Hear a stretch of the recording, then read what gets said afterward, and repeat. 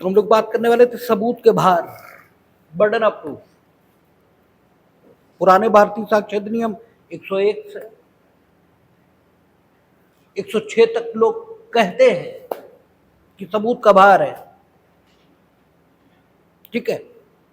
लेकिन अगर आप देखेंगे तो वो विषय 113 तक विस्तृत होता जाता है। कहां? पुराने भारतीय साक्ष्य अधिनियम में। लेकिन मुख्यतः माना यही जाता है कि सबूत के भार के विषय में जो बंद है वो पुराने भारतीय साक्ष्य अधिनियम में कहां से है? 101 से लेकर के और 106 तक। और जो नया है इसमें 4 से लेकर 109 तक मुख्यतः यही सबूत के भार के विषय में उपबंध किए गए। सीधी सी बात है कि जब न्यायालय में मामला होगा तो एक पक्ष कुछ तथ्यों के अस्तित्व में होने का कथन ये कर रहा होगा, अर्थात तथ्यों का प्रख्यान कर रहा होगा, अर्थात तथ्यों का असर्शन अंग्रेजी में कहते हैं, कि वो कहता होगा कि अमुक तथ्य अस्तित्व में है और अमुक तथ्य अस्तित्व में है। इसी बात को लिखा कैसे होता है कि वो अमुक तथ्यों का प्रख्यान करता है।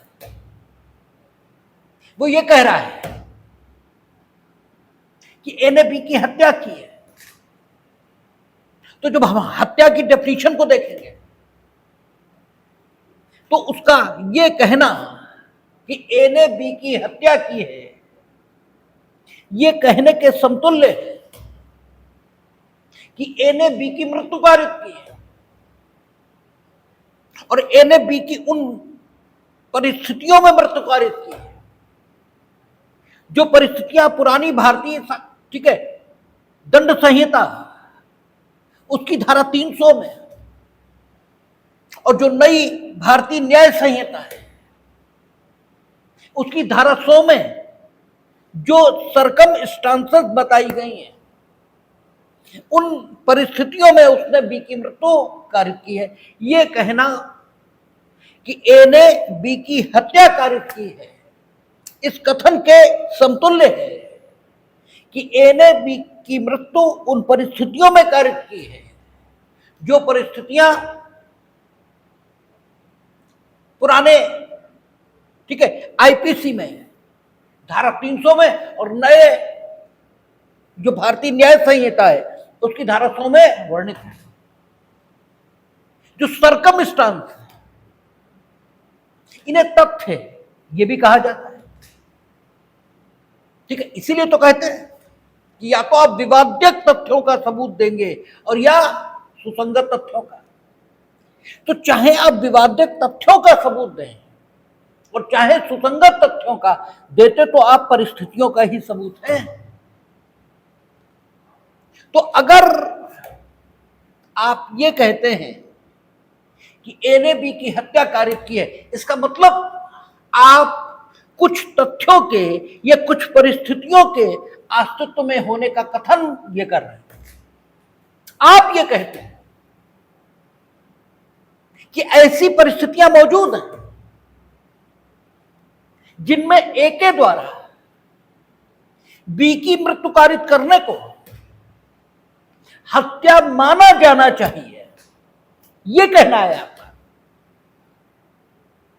क्योंकि प्रत्येक दशा में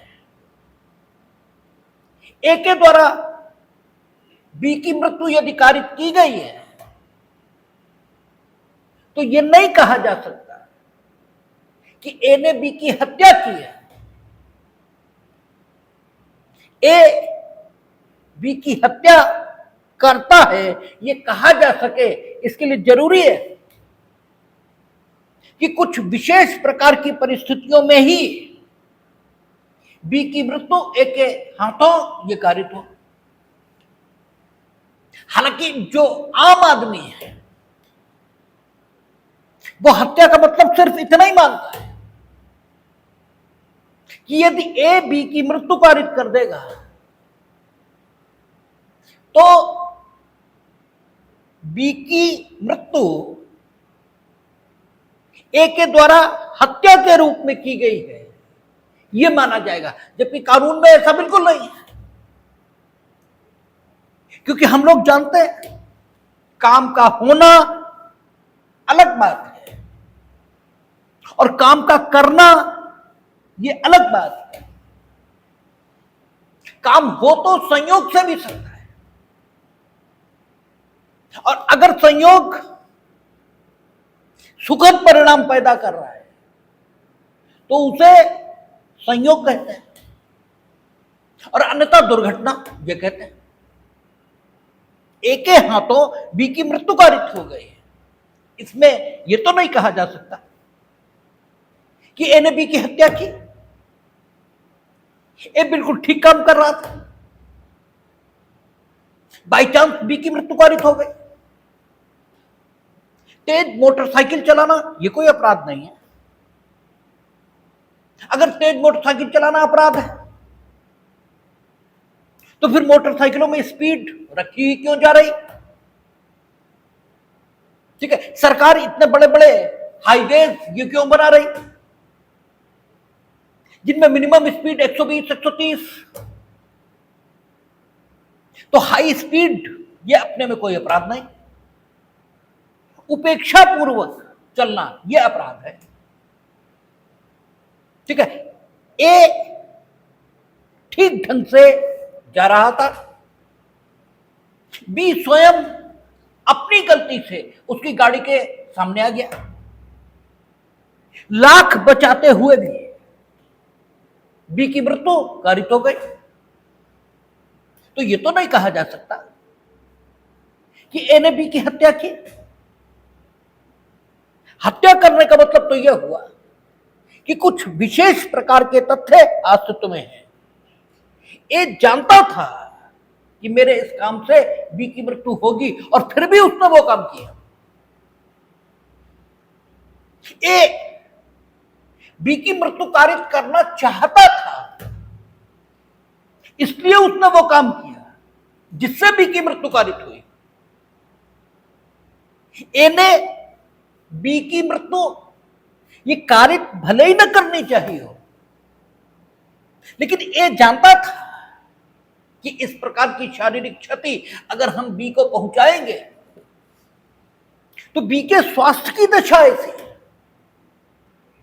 कि बी निश्चित मर जाएगा,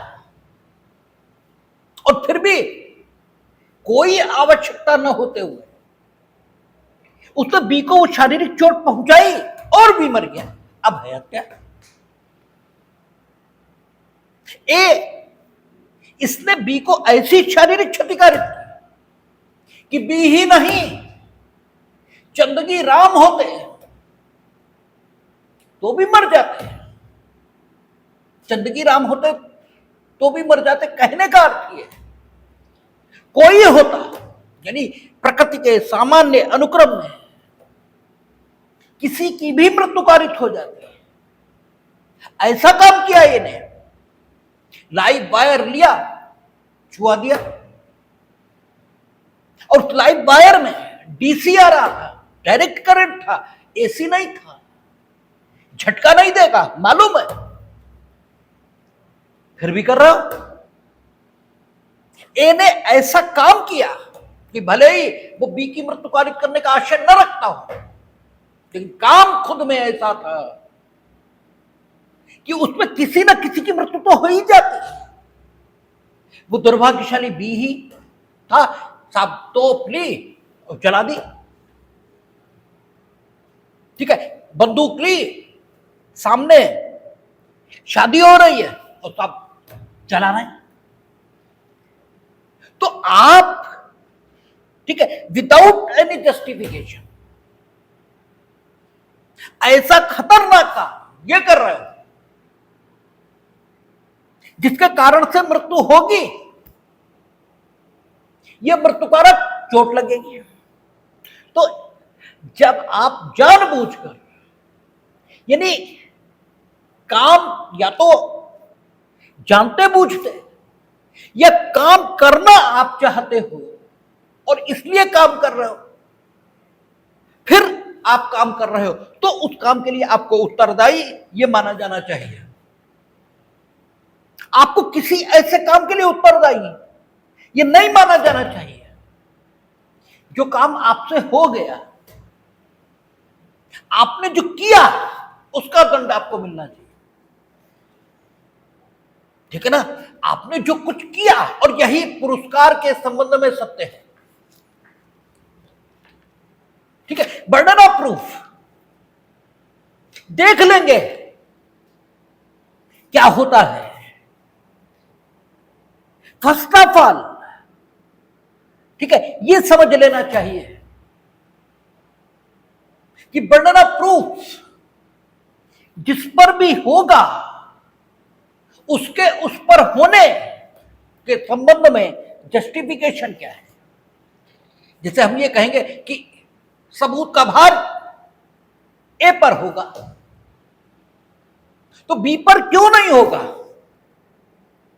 ए पर ही क्यों होगा? इसका क्या जस्टिफिकेशन है? इसे जरूर समझना चाहिए, तभी कानून ठीक से समझ में आता है। और जस्टिफिकेशन को समझने के लिए इस भूमिका की जरूरत है, इसीलिए हम इस भूमिका को बांध रहे हैं। जो कुछ हो गया, उसके लिए ना आपको सम्मानित होना चाहिए और ना आपको दंडित होना चाहिए। ठीक है? सम्मानित ये भी आपको उसी के लिए होना चाहिए जो आपने किया है। जैसे हम पूछा करते हैं कि एग्जाम में 100 अल्टरनेटिव आपके सही थे, मान लिया, लेकिन इनमें से कितने ऐसे थे जिनके बारे में आपको पता था कि यही है, इसके अलावा कुछ नहीं? अगर उनकी संख्या 10 है तो आपको सिर्फ 10% पेपर आता था, 90% तो भाग्य है।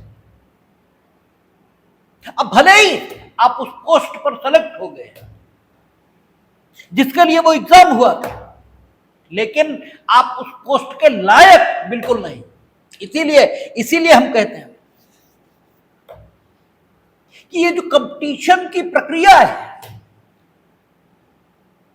ये कोई बहुत अच्छी प्रक्रिया नहीं है,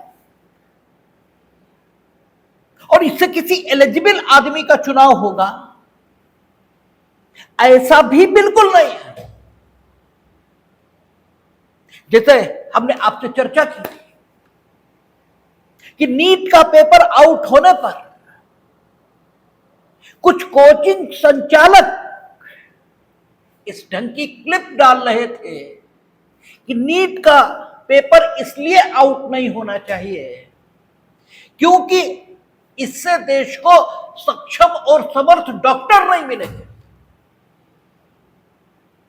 मेरा भी कहना है कि नीट का पेपर आउट नहीं होना चाहिए, लेकिन तर्क क्यों नहीं आउट होना चाहिए वो मेरा अलग है। हमारा कहना नीट का पेपर इसलिए नहीं आउट होना चाहिए क्योंकि श्रम का सम्मान होना चाहिए। जिसने परिश्रम किया उसे उसका परिणाम मिलना चाहिए। बाकी ये बिल्कुल नहीं है कि नीट की परीक्षा उत्तीर्ण करने का कोई संबंध डॉक्टर बनने की योग्यता से है। आप जो कुछ मेडिकल कॉलेजेस में सिखा रहे हो वो सिर्फ ट्रेनिंग है। आप किसी को भी मेडिकल कॉलेज में एडमिशन दे दो, 5 साल बाद वो डॉक्टर बनकर ही निकलेगा, उसमें नीट परीक्षा का कोई रोल नहीं है। और जब रिजर्वेशन मेडिकल कॉलेजेस में दिया गया तो यही तर्क दिया गया, और जो काउंटर हुआ था वो इसी तर्क पर काउंटर हुआ था कि प्रवेश में रिजर्वेशन है, एमबीबीएस पास करने में रिजर्वेशन नहीं है। एमबीबीएस के 5 साल वो तो पास ही करने पड़ेंगे। ये थोड़ी होगा कि ये एससी कैंडिडेट है या ये ओबीसी है या एसटी है, इसलिए इन्हें पास कर दिया जाएगा। नो, तो प्रवेश तो किसी को दे दो, वो डॉक्टर बन के ही निकलेगा। नीट, इसमें जो सिलेक्शन कठिन है वो इसलिए क्योंकि भीड़ है, और भीड़ इस वजह से क्योंकि तुमने डॉक्टर के पेशे को लूट का माध्यम इस रूप में विकसित किया है, और समाज में कंज्यूमर कल्चर है। हर आदमी सिर्फ पैसा किसी भी तरह ये पैदा करना चाहता है। क्यों? क्योंकि समाज में सिर्फ उसका सम्मान है, जिसने किसी भी ढंग से पैसा पैदा कर लिया है। इसलिए ये बात नहीं है कि अगर नकल से नीट कोई क्वालिफाई करके एडमिशन पा जाएगा तो वो समर्थ डॉक्टर नहीं बन सकता। ये बिल्कुल नहीं है, वो बिल्कुल समर्थ डॉक्टर बन सकता है। और विभिन्न रिजर्व कैटेगरीज के जो डॉक्टर्स हैं उन्होंने ये साबित किया है कि केवल एडमिशन में रिलैक्सेशन, नकल it is also a type of relaxation. भाई नकल भी तो रिलैक्सेशन ही है। तो relaxation which has been given to, ठीक है, which has been given to a candidate, ठीक है, किसमें? एडमिशन में अगर रिलैक्सेशन है, इससे उसका, ठीक है, जो डॉक्टर बनने की योग्यता है इसका कोई संबंध नहीं है। ठीक है, इसीलिए हम ये बार बार कहते हैं कि कंपटीशन ये कोई प्रक्रिया ही नहीं है। और इसीलिए आप देखेंगे जो बहुत छोटे पद हैं उन पर कंपटीशन के माध्यम से सिलेक्शन है। Chief justice of India, high court के जस्टिस, वो कैसे अपॉइंट होंगे? 10 साल जिसने अधिवक्ता के रूप में प्रैक्टिस की हो, या 5 साल न्यायिक पद ये धारण किया हो, इससे उसकी न्यायिक क्षमता ये पता लगेगी। भाई 10 साल अधिवक्ता के रूप में आएगा, व्याख्या करेगा कानून की, पता लगेगा कि कानून की व्याख्या करने की क्षमता है भी। ये यूं ही खाली 22 रट के एलएलबी हुए जा रहे हो। व्याख्या ये तो करनी पड़ेगी ना, तो उस क्षमता का परीक्षण होगा जो कानूनों की व्याख्या करने के लिए चाहिए। कानून लेटर एंड स्पिरिट, इसमें क्या हो इसकी व्याख्या करने की क्षमता ये आएगी। इसलिए वहां प्रक्रिया कंपटीशन नहीं है।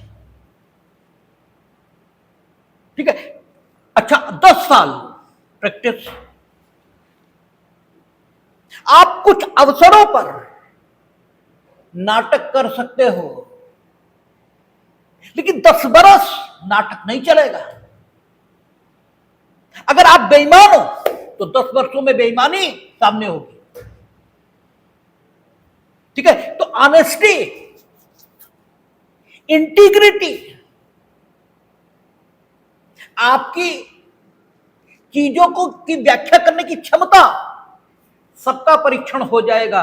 इसलिए वहां यह प्रक्रिया है। Competition it is not A best process. ये जुडिशियल मजिस्ट्रेट के लिए ठीक होगा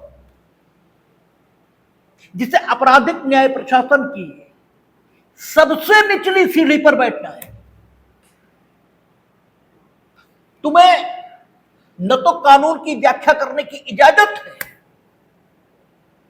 व्याख्या जो सुप्रीम कोर्ट हाई कोर्ट ने की है, जो बेयर में लिखा है, बेयर में जो लिखा है और उसकी जो व्याख्या सुप्रीम कोर्ट हाई कोर्ट से आई है, यू मस्ट फॉलो दैट। ठीक है, क्योंकि ये नहीं माना गया है कि तुम इतने क्षमतावान हो कि कानून की व्याख्या करो। ठीक है, इसलिए इन पदों पर कंपटीशन से भर्ती हो जाती है। कंपटीशन योग्यता का मापदंड ये बिल्कुल नहीं है। ठीक, कंपटीशन का योग्यता के मापन से कोई संबंध नहीं है। डॉक्टर उसे होना चाहिए जो संवेदनशील हो, डॉक्टर उसे होना चाहिए जो सेवा का भाव रखता हो। ठीक है, डॉक्टर, चलो हम टोटल उस अप्रोच पर आ जाते हैं कि जो शरीर की बीमारी को पहचानने और ठीक करने की योग्यता रखता हो, तो उसका फिजिक्स, केमिस्ट्री, ठीक है, बायोलॉजी, जूलॉजी, बॉटनी, इनके सूत्र रट लेने से क्या संबंध है? उसका तो कोई संबंध नहीं। कंपटीशन तो सिर्फ मेमोरी टेस्ट है, इसके अलावा कुछ है ही नहीं है। इसलिए सहमत हम भी इससे हैं कि नकल नहीं होनी चाहिए, लेकिन इसलिए नहीं कि अगर नकल होगी तो अक्षम डॉक्टर पैदा होगा। हमारा कहना है नकल इसलिए नहीं होनी चाहिए क्योंकि जो परिश्रमी है उसे उसके श्रम का इनाम मिलना चाहिए। तो चाहे श्रम हो और चाहे अपराध, जो आपने किया है आपको सिर्फ उसका दंड मिलना चाहिए या उसी का इनाम मिलना चाहिए। जो हो गया ना उसका दंड आपको मिलना चाहिए और न जो हो गया उसका, ठीक है, इनाम यह आपको मिलना चाहिए। तो अगर हम कहते हैं कि आपने ये किया है, इसका मतलब ये हो गया कि हम ये जानते हैं कि आपने ये किया है। और अगर हम ये जानते हैं कि आपने ये किया है तो फिर, ठीक है, हमें ही ये कहना, ठीक है, कहा जाना चाहिए कि आपने जिन साधनों से जाना कि इन्होंने ये किया है, उन साधनों का प्रदर्शन आप करें। क्यों आप ये कहते हैं इन्होंने ये किया? आप कहते हैं ना ए ने बी की हत्या की है, ये आपका कहना है ना। आप कुछ तथ्यों का प्रख्यान ये कर रहे हैं। आप कहते हैं कि कुछ तथ्य अस्तित्व में है। आपने कैसे जाना कि ए ने बी की हत्या की है? अगर आप कहते हैं इन्होंने बताया, तो इन्हें कैसे पता लगा? देखा होगा, ठीक है, या तो ए को बी की हत्या करते देखा होगा, तभी तो पता लगा होगा। और या ए की हत्या की तैयारी आदि की सूचना ये इन्हें रही होगी। अरे भाई, कोई तो बात होगी जिसके आधार पर ये कह रही है कि ए ने बी की हत्या की है। तो वो बातें, जिन बातों के आधार पर कोई कहता है कि ए ने बी की हत्या की है, उसी से यह अपेक्षा करना न्यायोचित होगा कि वह न्यायालय के समक्ष आकर उन तथ्यों को न्यायालय के समक्ष साबित करे, अर्थात उन तथ्यों का वह साक्ष्य जिनके आधार पर उसने उन तथ्यों के अस्तित्व में होने का निष्कर्ष निकाला है, उन तथ्यों को न्यायालय के समक्ष प्रस्तुत करे। तो न्यायालय, जो कि उसी के समान एक सामान्य बुद्धि का मनुष्य है, या न्यायालय जिसके बारे में यह कहा जाए कि जिसमें उसी के समान सामान्य बुद्धि का मनुष्य पीठासीन है, वह भी ये जान जाएगा कि वाकई ये जो तथ्य बता रहे हैं, इनके आधार पर निष्कर्ष यही हो सकता है कि अमुक तथ्य अस्तित्व में रहे, और अगर ऐसा हो जाएगा तो अमुक तथ्यों का अस्तित्व साबित हो जाएगा। तो एक सीधी बात, कोई कानून न पढ़िए, कोई कानून न पढ़िए, तो सबूत देने का भार, सबूत यानी ऐसे तथ्य प्रदर्शित करने का भार जो कुछ तथ्यों के अस्तित्व में होने को साबित कर दे। हमने कहा था एक वे तथ्य हैं जिनको साबित होना है, और एक वे तथ्य हैं जिनसे साबित किया जाना है। तथ्य दो प्रकार के हैं। एक वे तथ्य हैं जिनको साबित होना है, उनको हम क्या बोलते हैं? विवादित तथ्य। ठीक है ना? या ठीक है, उनको फैक्ट इन डिस्प्यूट या विवादित तथ्य ये कहा जाता है। ठीक है, जिनसे साबित होना है वे कौन से कहलाते हैं? या तो सुसंगत तथ्य, ठीक है, यानी परिस्थितियां, क्योंकि हम ये जानते हैं कि अगर कोई भी चीज अस्तित्व में है तो वह यूं ही अस्तित्व में नहीं है, उसके अस्तित्व में आने का कोई ना कोई कारण है, उसके अस्तित्व में आने का कोई ना कोई प्रभाव और परिणाम है। ठीक है, अगर आग लगी ऐसा आप कहते हैं तो धुआं हुआ होगा, चमक निकली होगी, गर्मी पैदा हुई होगी। ठीक है, और आग लगने का कोई ना कोई कारण यह होगा, आग लगने की तैयारी हुई होगी, ये सब हुआ होगा। ठीक है, तो आग लगने की तैयारी, आग लगने की, ठीक है, जो आग लगने का जो परिणाम प्रभाव, ये जिन लोगों ने अनुभव किया है वे आकर अगर ये बताएंगे कि हमने ये अनुभव किया था, तो डेफिनेटली कोई भी इस निष्कर्ष पर आ जाएगा कि ये अनुभव होंगे तभी जब आग लगी होगी। ठीक है ना? तो कारण स्वयं में एक तथ्य है, आग का परिणाम स्वयं में एक तथ्य है। आग का परिणाम यानी गर्मी, आग का परिणाम यानी चमक, आग का परिणाम मतलब जलन। ये अगर अनुभव हुई, ठीक है, तो ये सारी चीजें तथ्य हैं, और इन तथ्यों को अगर किसी के समक्ष रखा जाए तो वो डेफिनेटली इस निष्कर्ष पर आ जाएगा कि आग लगी थी। तो कुछ तथ्य हैं जिनको साबित होना है, और कुछ तथ्य हैं जिनसे साबित होना है।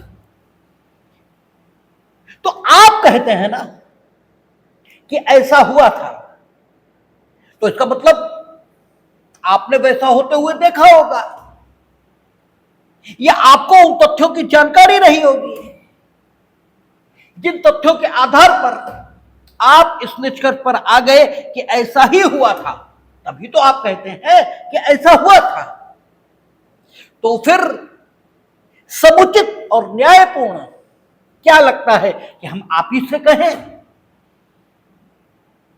कि भैया बताओ तुम इस निष्कर्ष पर कैसे आए थे, कि क्या हुआ था, और तुम कहते हो कि इन वजहों से, इन तथ्यों के अस्तित्व के कारण हम इस निष्कर्ष पर आए थे। तो हम कहेंगे वे तथ्य जिनके कारण से तुम इस निष्कर्ष पर आ गए कि ये हुआ था, वो हमें बताओ।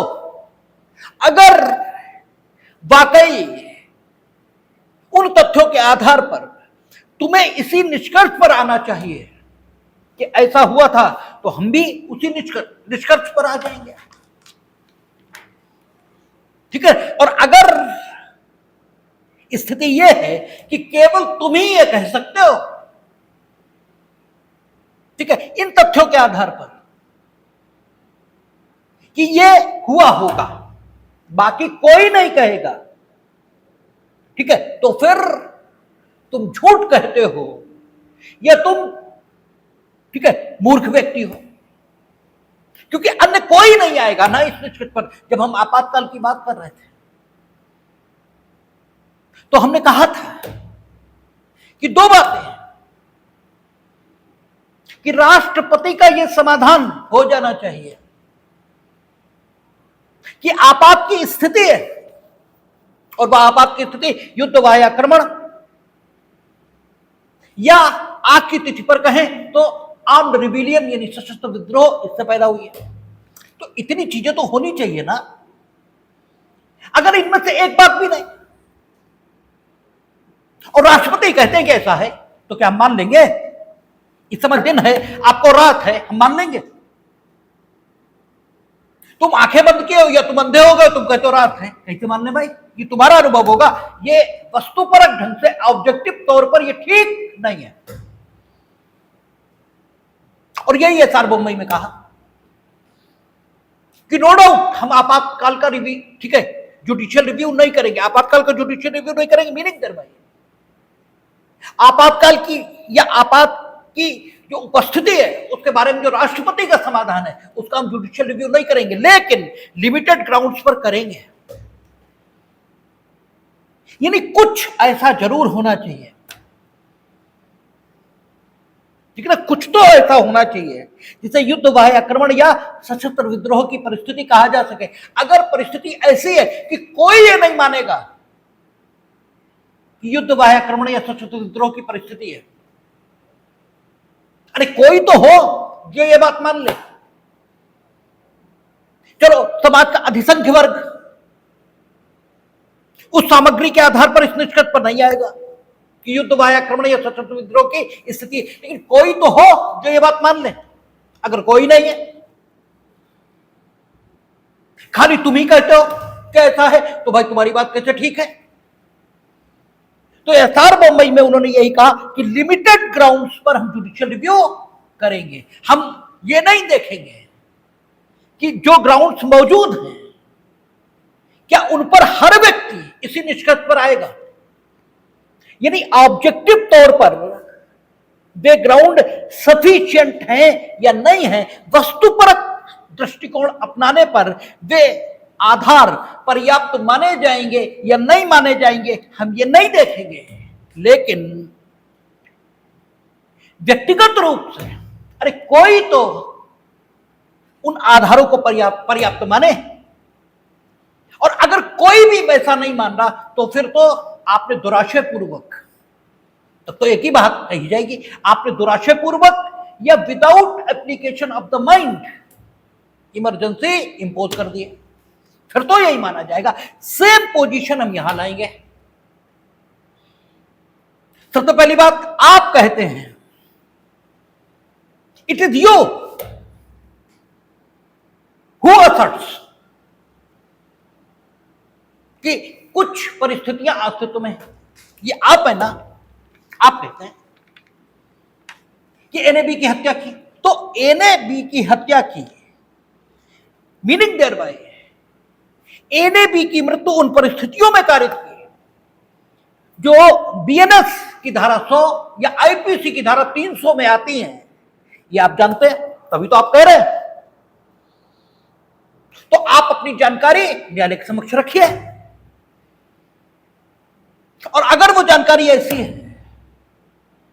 कि उस जानकारी के आधार पर कोई भी ये मान लेगा कि यस एनएबी की मृत्यु उन्हीं परिस्थितियों में कारित की है जो बीएनएस की धारा 100 में या आईपीसी की धारा 300 में आती है, ठीक है, मामला साबित हो गया, मामला साबित हो गया,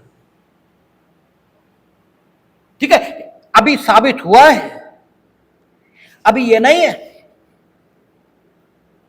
कि ए दंड के योग्य है, ए का दंड के योग्य होना ये डिफरेंट बात। ए ने बी की मृत्यु कारित की उन परिस्थितियों में, लेकिन ए पागल था, ठीक है ना, तो अभी वो दंड के योग्य है ये साबित नहीं हुआ, केवल इतना साबित हुआ, ठीक है। लेकिन चलो ठीक है, अभी उस एस्पेक्ट पर हम बात नहीं कर रहे हैं, अभी तो हम सबूत के भार के विषय पर बात कर रहे हैं। तो जो व्याख्या हमने आपके सामने रखी वो व्याख्या ये कहती है कि सबूत का भार उसी पर होना चाहिए जो किन्हीं तथ्यों के अस्तित्व में होने का कथन करे, ठीक है। सबूत का भार उसी पर होना चाहिए, कथन वो किस प्रकार से करता है ठीक है ना, कथन वो किस प्रकार से करता है, ये एक डिफरेंट बात है। जैसे आपने मकान को टूटने दिया, एक तरीका है कहने का। आपने मरम्मत नहीं कराई, ये इसी बात को कहने का दूसरा तरीका है। एक में कहने का प्रकार नकारात्मक है और एक में कहने का प्रकार सकारात्मक है। और आपको यही हाई स्कूल में सिखाया जाता है। जब आपसे कहा जाता है कि सेंटेंस का टाइप बदलिए, इसेंस वही रहना चाहिए। कहते हैं इंट्रोगेटिव को निगेटिव बनाइए, निगेटिव को इंट्रोगेटिव करिए, ठीक है ना, निगेटिव को असर्टिव करिए, असर्टिव को इंट्रोगेटिव करिए, ये कहते हैं।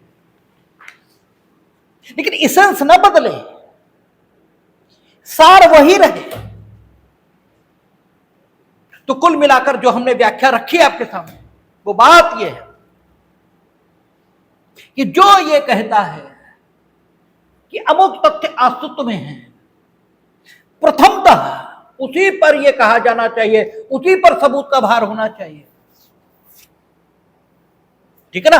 प्रथमतः उसी पर सबूत का भार होना चाहिए कि वो ये साबित करे कि वे तथ्य अस्तित्व में हैं, जिन तथ्यों के अस्तित्व में होने का वो कथन करता है। क्योंकि अगर आप कहते हैं कि ए ने बी की हत्या की, तो हत्या जिन परिस्थितियों या जिन तथ्यों से मिलकर बन रही है, उन तथ्यों के अस्तित्व में होने का कथन ये आप इस रूप में कर रहे हैं कि ए ने बी की हत्या की है, कर तो आप तथ्यों का ही कथन रहे। और ये कथन सकारात्मक ढंग से किया गया है। आप कुछ तथ्यों के अस्तित्व में होने का कथन कर रहे हैं, यानी आप सकारात्मक कथन कर रहे हैं, ये माना जाएगा, ठीक है। तो कानून वो होता है जो होना चाहिए। हमने आपसे जब कानून की हम लोगों ने पढ़ना शुरू किया था कानून, तो हमने ये कहा था कि कानून सिर्फ वही होता है जो होना चाहिए। इस सारी व्याख्या को सामने रखकर एक बात तो तय हो गई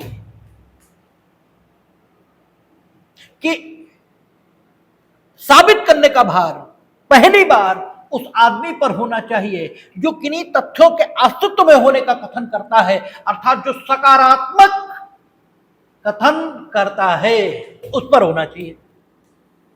तो बस यही कानून है, क्योंकि जो होना चाहिए वही तो है। धारा 104 आप देखें, कहता सबूत का भार, ठीक है। और ये सबूत का भार, ये जो शब्द है, ये दो अर्थों को प्रकट कर रहे हैं, ठीक है। एक अर्थ इनका यह है कि सबूत का भार अभिवचन यानी कानून के नियमों के मुताबिक किस व्यक्ति पर होना चाहिए, यह अर्थ भी इन्हीं से निकल रहा है। सबूत का भार, जैसे कहता ना, जो कोई न्यायालय से यह चाहता है, इन सबूत के भार शब्दों के बाद डैश लगकर जो कुछ लिखा है, उस लिखे हुए से ये एकदम स्पष्ट है कि सबूत के भार शब्द जो यहां पर लिखे गए उनका एक अर्थ यह भी है कि कानून के नियमों के मुताबिक, अभिवचन क्या है, ठीक है, कानून यानी कानून के नियमों के मुताबिक, साक्ष्य के नियमों के मुताबिक किस पर सबूत का भार होना चाहिए। यह बात भी इन सबूत के भार शब्दों से स्पष्ट की गई है, ठीक है। यानी शुरुआत साबित करने की किसे करनी चाहिए, क्योंकि दोनों पक्ष साबित करने से बचना चाहेंगे। भाई एक व्यक्ति जो ये कहता अमुक तथ्य अस्तित्व में है और दूसरा वो कहता हमने हत्या नहीं की, भाई वो तो ये कहता है हमने हत्या नहीं की, यानी वो कुछ तथ्यों के अस्तित्व में न होने का कथन करता है और एक है जो अस्तित्व में होने का कथन करता है। तो सबूत किस चीज का होगा, जो होगा उसी का तो सबूत होगा। आदमी है तो सबूत होंगे, ठीक है। आदमी है तो खाना उससे कहीं खाया होगा, उससे कहीं से कपड़े खरीदे होंगे, कहीं सोया होगा, किसी से मिला होगा, ठीक है ना, उसके होने के सबूत होंगे ना। और अगर आदमी नहीं है तो उसके न होने का क्या सबूत होगा? भाई उसके न होने का तो कोई सबूत हो ही नहीं सकता। अरे भाई जो नहीं है ना तो मिला होगा ना खाया होगा, सीधी बात है। होने के सबूत होते हैं, न होने के सबूत नहीं होते।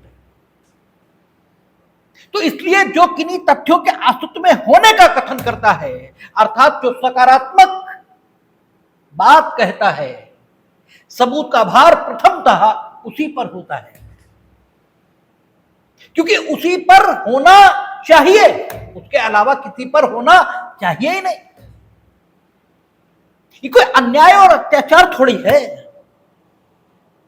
हमने कहा ना कानून एकदम जस्टिफाइड है। जब हम एलएलबी में थे तो हमें बड़ा ये ठीक नहीं लगता था, क्योंकि एलएलबी में आदमी सबसे ज्यादा कानूनदा होता है, सबसे बड़ा कानून, ठीक है, कानूनची आदमी एलएलबी में ही होता है।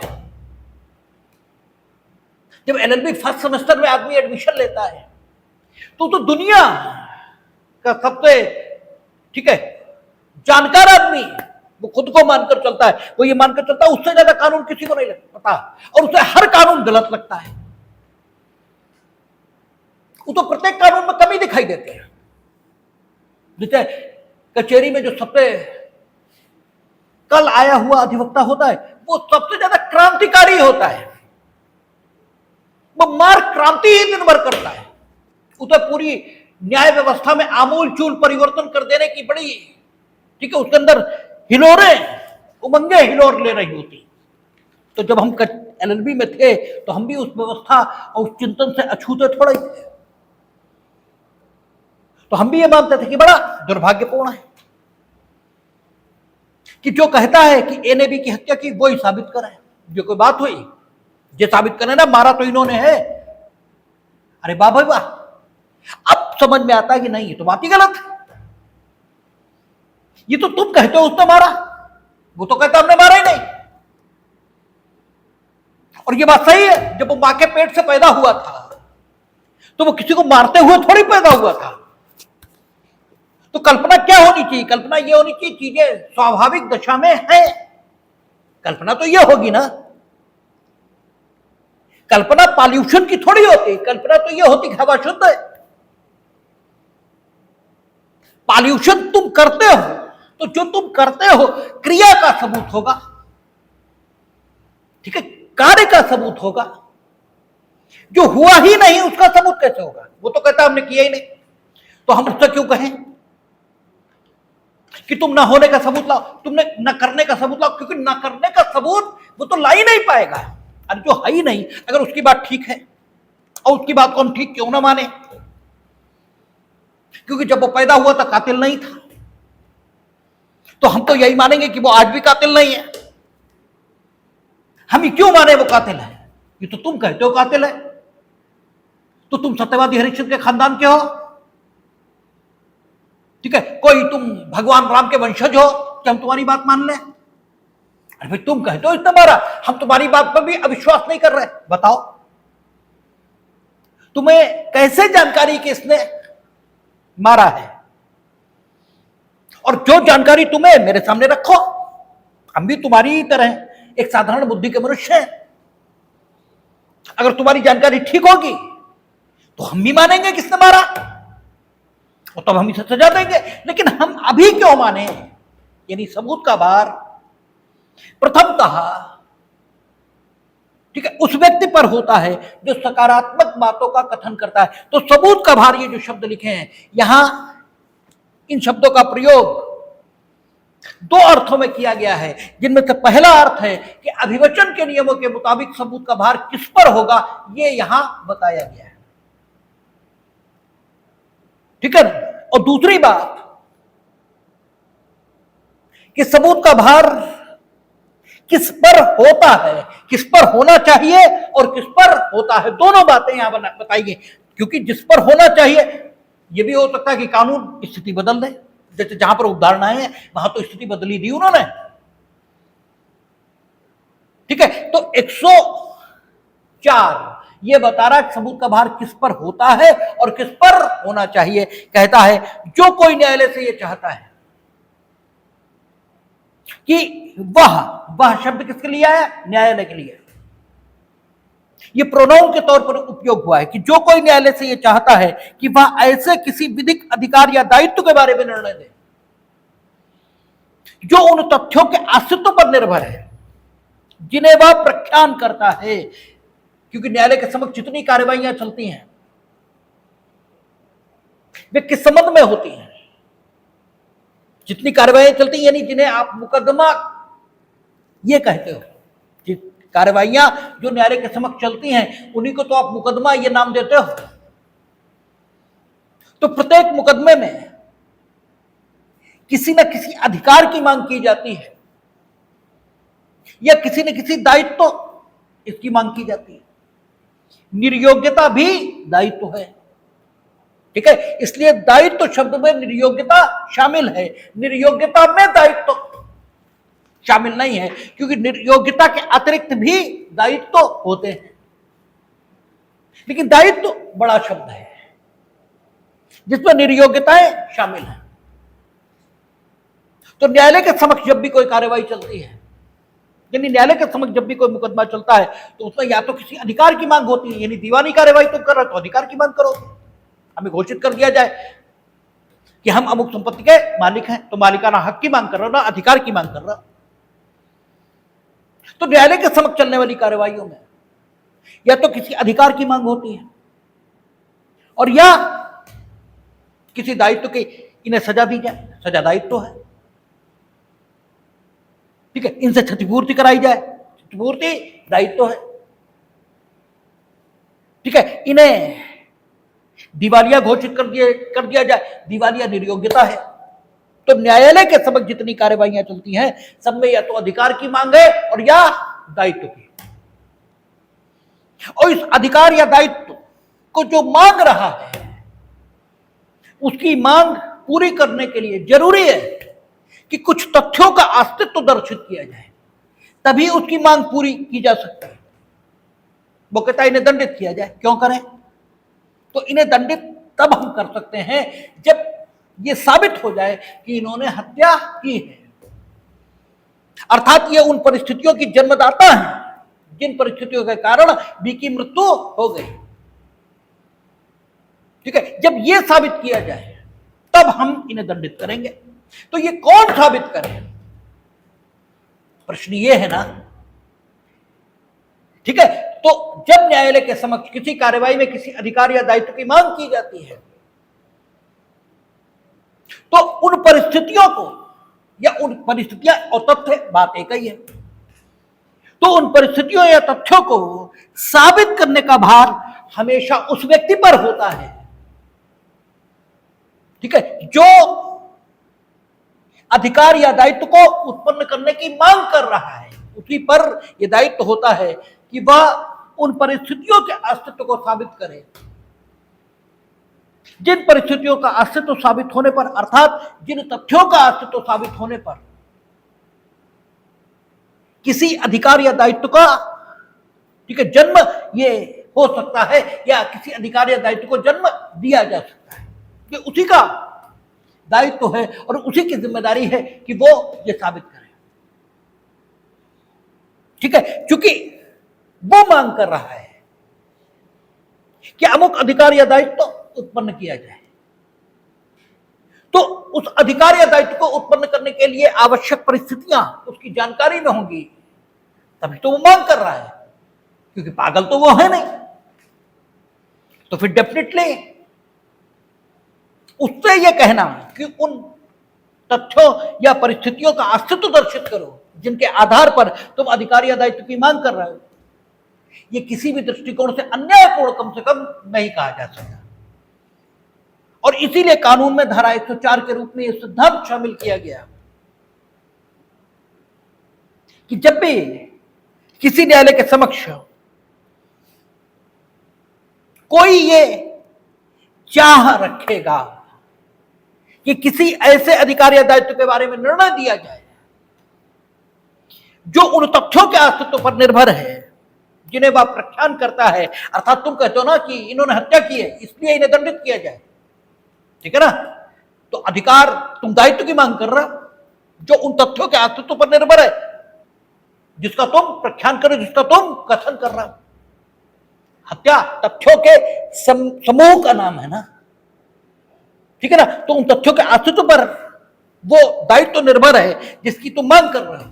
तो फिर और जब कोई व्यक्ति किसी तथ्य का अस्तित्व साबित करने के लिए आबद्ध है तब यह कहा जाता है कि उस व्यक्ति पर सबूत का भार है। अच्छा, ऐसा भी हो सकता है कि कानून ही तुम पर किसी सबूत को, किसी तथ्य का अस्तित्व साबित करने का भार ये रख दे, ठीक है ना। जैसे दो बातें हो सकती हैं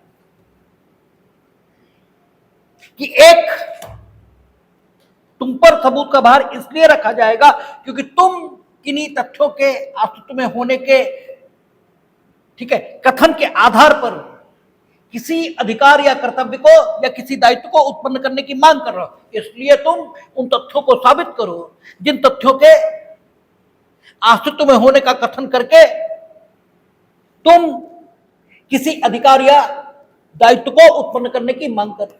एक तो बात यह हुई। दूसरा, कानून को भी ये हक है। जैसे मानहानि का मामला है, मानहानि के मामले में तुम कहते हो कि इन्होंने हमें कुत्ता कहा, ठीक है ना। अब यह भी हो सकता है कि इन्हें कुत्ता कहने का तुम्हें हक हो,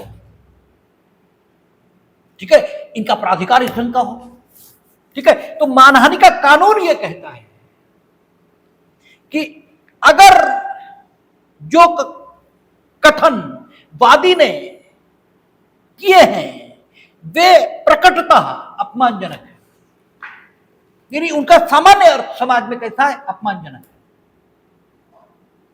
ठीक है। तो न्यायालय दो बातों की कल्पना करेगा। एक, उस प्रकार के अपमानजनक कथन करने का प्रतिवादी को कोई हक नहीं था,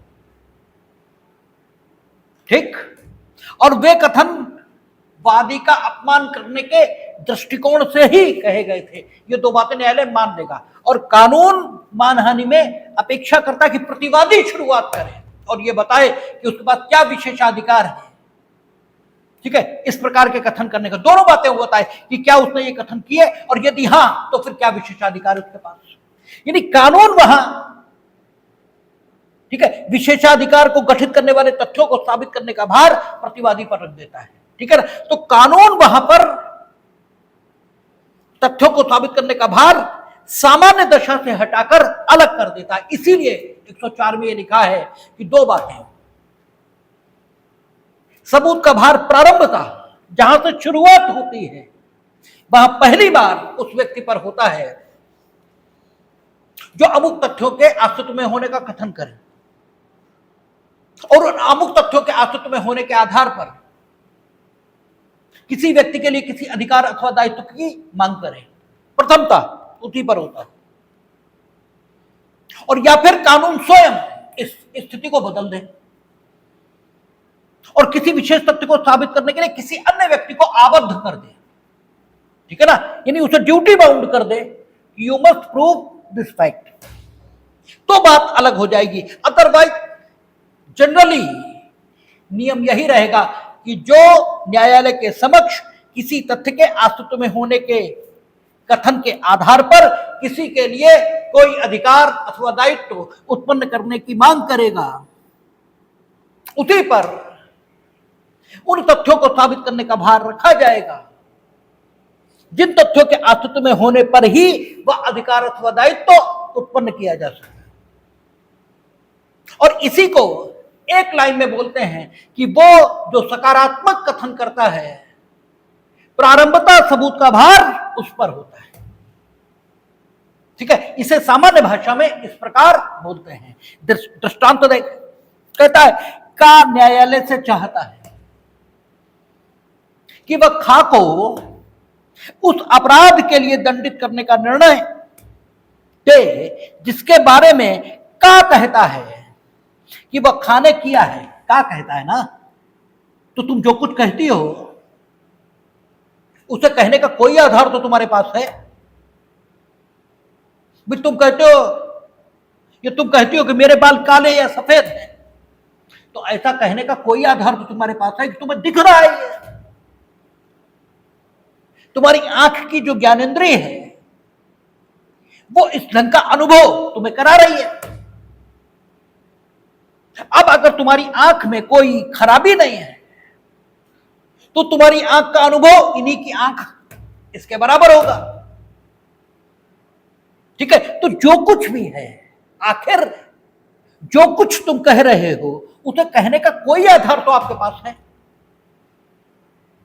और वो कहता है कि हमने कुछ किया ही नहीं, तो उसके पास अपनी बात को कहने का आधार स्वभावतः होगा ही नहीं।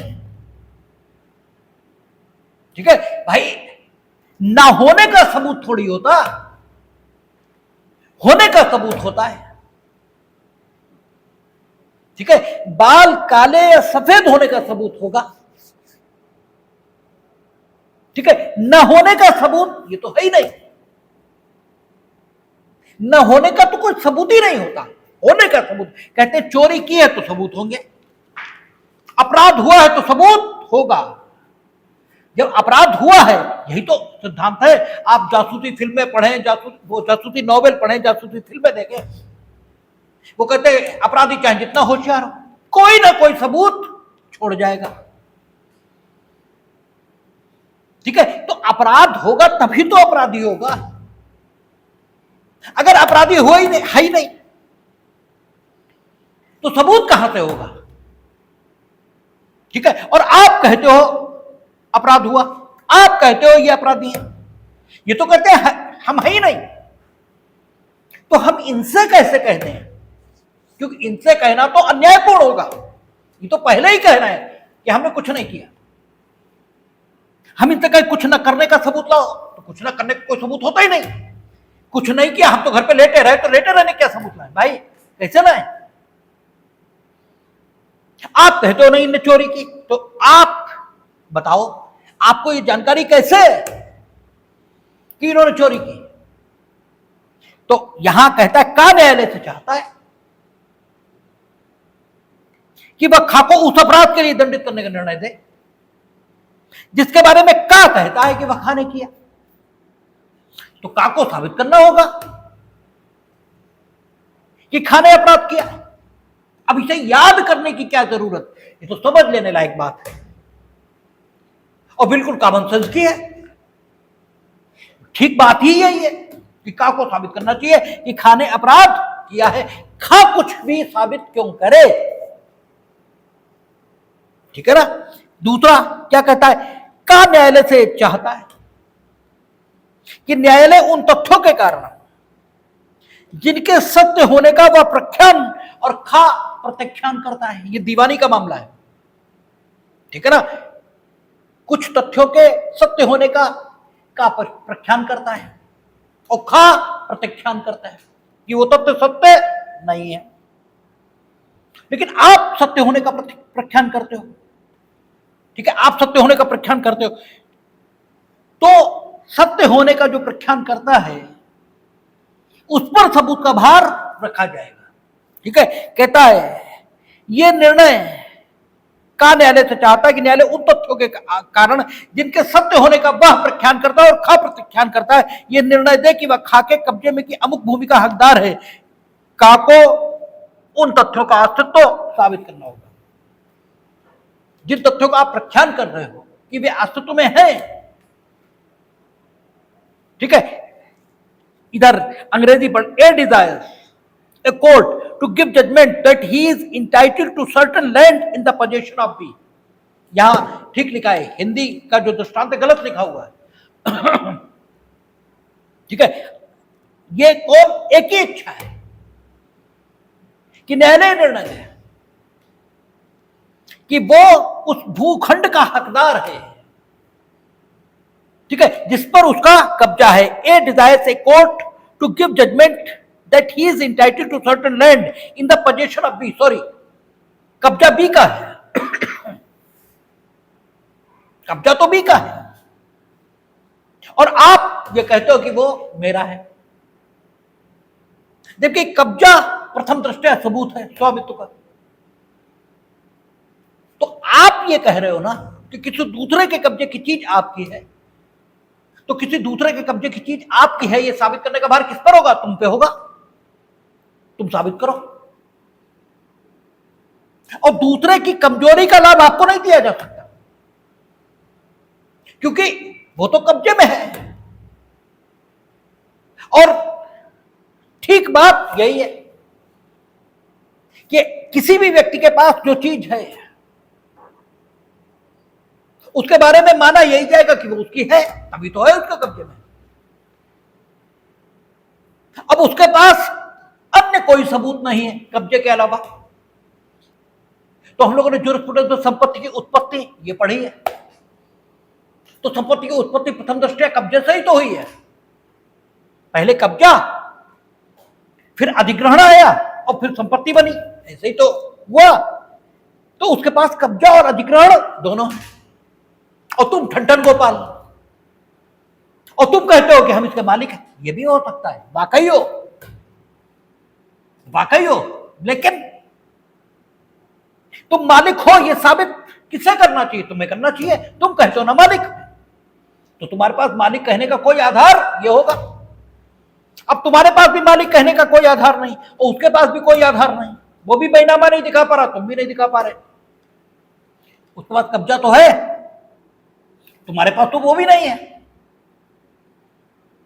ठीक है, तो तुम्हें कहे वो संपत्ति दे दी जाए, संपत्ति तो उसी के पास रहनी चाहिए। यानी ये भी सिद्धांत है कि दूसरे की कमजोरी का लाभ आपको नहीं मिलेगा, आपको अपनी बात साबित करनी होगी।